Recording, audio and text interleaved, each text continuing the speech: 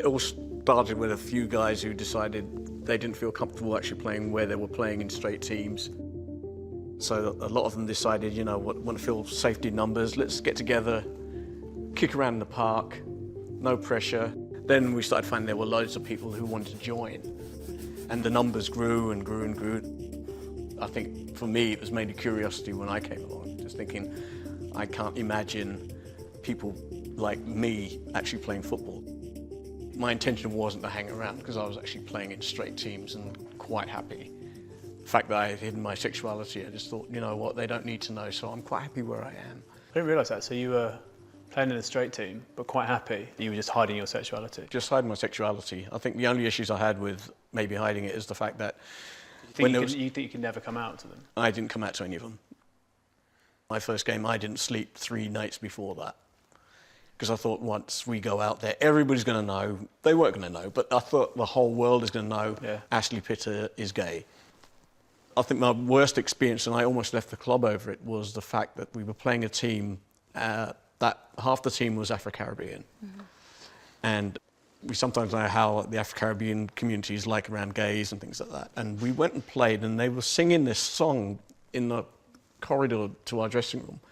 And it was a song by Buju Banton at the time, and he was a big reggae artist, and he was singing this homophobic song about killing gay men. And I thought at that moment, I do not want to go out on the pitch. I really don't. I mean, we just got spat at by the Afro-Caribbean players, 2-footed challenges, elbows. And did the referee not pick up on anything? Did they not penalise the players? No. At the time, the referees were dealing with, in my opinion, racism. I don't think the referees knew how to deal with homophobic slurs, things like that. So it really cut deep, and I think it was because it was my community that were doing it. Let's go out there. The game is ours. This is our 30th year, the most successful LGBT plus football team in the world. The amount of managers that used to sort of say to me as you have a beer after the game, they would say, I'm really impressed with your team. I didn't think they'd be that physical. You know, I didn't think you'd be that strong. And I was like, why? Because, well, you know, just the perception. It's like, it's that challenging of the stereotype. Yeah. We've had builders around our house to do work and stuff like that, and they see the football boots, they see the sports gear, and they see me and my husband, but the fact that they can't see that's my husband, it's my flatmate because you play football. Still? Yeah. Okay, everyone, single file, please. This time, when you get to the top. So obviously growing up as a woman wanting to play football must have been very different to our experience, and as a lesbian woman as well. Like, what was that like? As a young girl, we were told that's not a sport for us, it's a boys' game. As I started getting a bit older, I was only playing in boys' teams. And again, there was always those comments of, oh, wow, you're quite good for a girl, and oh, you just got tackled by a girl. I just wanted to be a good player, not a good player for a girl. Same again, this time just dribbling in and out the cones. And then I had the whole challenging my sexuality as such. Culturally, being black, being African, it's a huge no.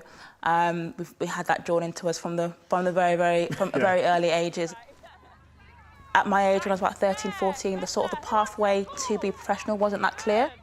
And even if you did make it to be professional, a lot of professional players were working, they still had to support themselves. For my dad, as a single father, he didn't see the point in me pursuing a hobby, so to speak. But it's so different now for young girls at grassroots level. Are there role models there now? Massively, massively. It's great to see, especially online. The young girls in grassroots level can see where they can go. They know exactly the pathway. Do you remember the Justin Fashanu time? Yeah, yeah. I can't remember if it was after he passed or just before. I think his brother was doing a TV show called On the Line. And they came down to film us training.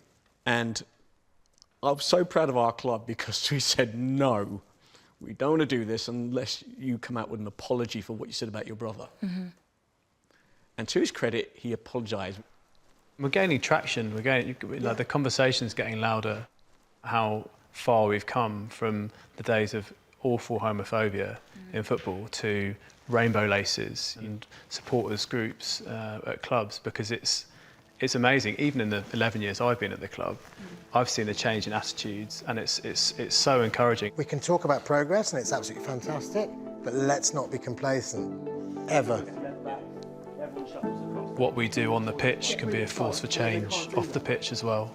So by having the representation, by doing what we did and all the years that you put in, you know, you've helped shape that conversation without a doubt. Well, that could be forgotten if the likes of you guys don't take it on.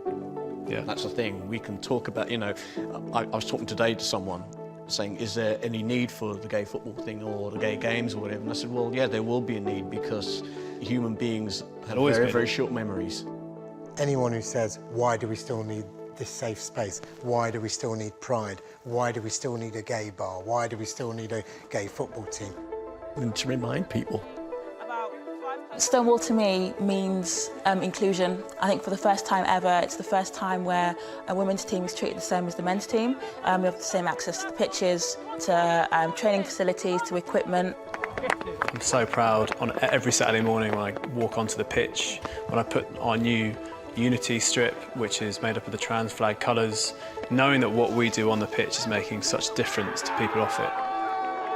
It's half my life. It's everything. It's made me a better person. It's made me a more complete person in terms of confidence in myself and who I am and what I do. It means family, it means safety, friendship. It means compromise. Love, I suppose.